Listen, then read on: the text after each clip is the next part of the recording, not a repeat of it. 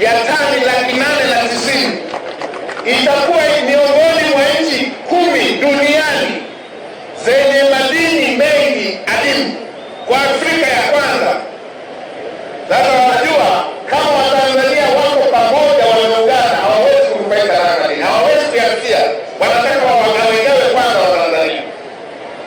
Tunajua wanajua kwamba Tanzania ni miongoni mwa nchi 5 zenye gesi nyingi, na sasa ndio inataka kuanza mauzo yake.